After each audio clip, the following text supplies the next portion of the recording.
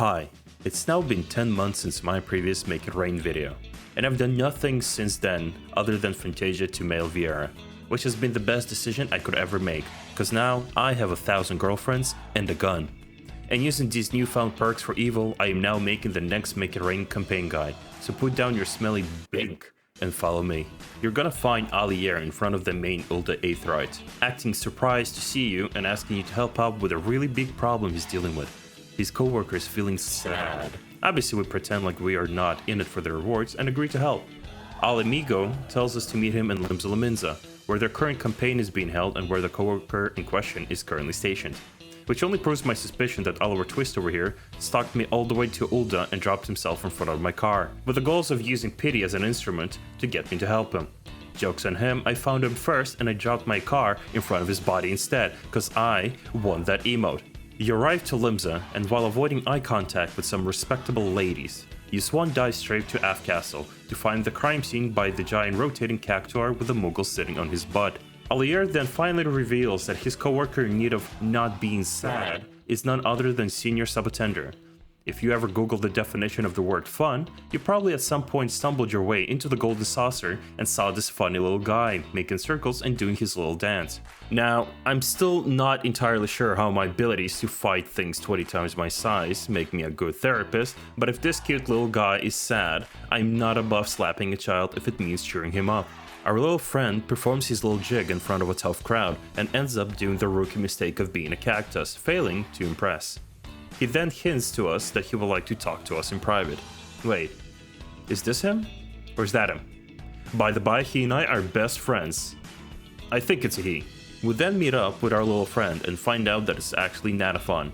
Realizing I'm talking to the one person who canonically dreamed of becoming the Senior Subattender mascot, I'm starting to doubt that my abilities to slay ancient evil primals as a therapist will be enough for this. Natafon, being the drama club kid that he is, explained that he wishes nothing more than simply share the joys of the Golden Saucer. And it makes him sad that the general public doesn't take what a mute dancing cactus has to say to heart. So he offered it to help him out, by being his service dog that talks for his mute owner. Is that how it works?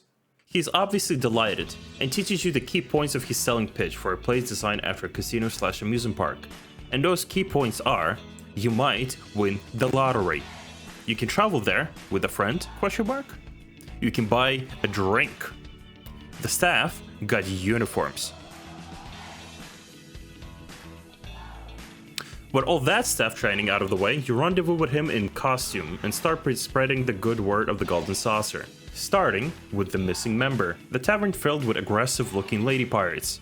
You obviously go straight for the one person who talks like a career criminal and suggests that they get laid. Seeing as she's confused by that suggestion, you subtly hint that you're aware of her lady boner for Carvalane. She blushes in a way only a pirate could, and even Miss Cocaine Lips over there agrees with the idea.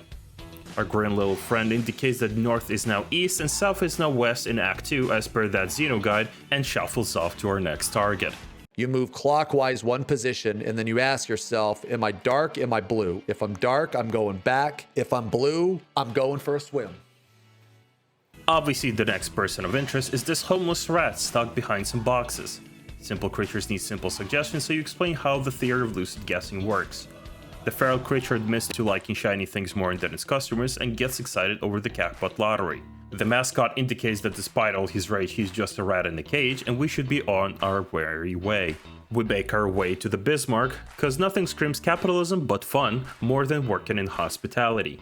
We approach the head chef and teach him the basics of recognizing a mascot of a gambling business, and we offer him a compelling sales pitch by picking the option with the most number of weird words. To translate in simple terms, you chef, you do good food, but have you considered having a drink? Obviously the thought didn't cross the chef's mind, and he is now part of our pyramid scheme. The jolly green Subattender prays to the gods and asks for a bountiful harvest, and scurries towards the next location. The Fishing Guild. Specifically this barrel with a lalafell on top of it. They greet us with their beautiful language of their people and inquire what the Chovy is our friend. We teach them that the cacti are not fish and tell them the one thing that any person that hangs out in Limsa is actually looking for. Characters in uniform. Wink. The lalafell of the barrel gets excited and asks us not to tell his wife. Our friend hints that we should tell the authorities and have this person publicly executed before calling it a day. Meeting back at the rotating chunky cake cactus, we are called upon by Olaroid. He informs us that us talking to 4 people has brought in so many people to the Golden Saucer that they are calling back all staff to manage the situation. As we arrive at the Golden Saucer, we find that the fruits of our labor are bothering the staff, but we achieved our goal. Nanofo is not sad anymore. We get a Chovy and an emote that lets us do wacky stuff like this. I love this game. This game is great. If you're curious whether or not the people we scammed into coming here are happy with what we sold them, you can find them all over the Golden Saucer being silly little characters. Thank you for watching my video, hope it helped you out or you simply enjoyed it. If you did enjoy it, well, I don't know, blow me or something.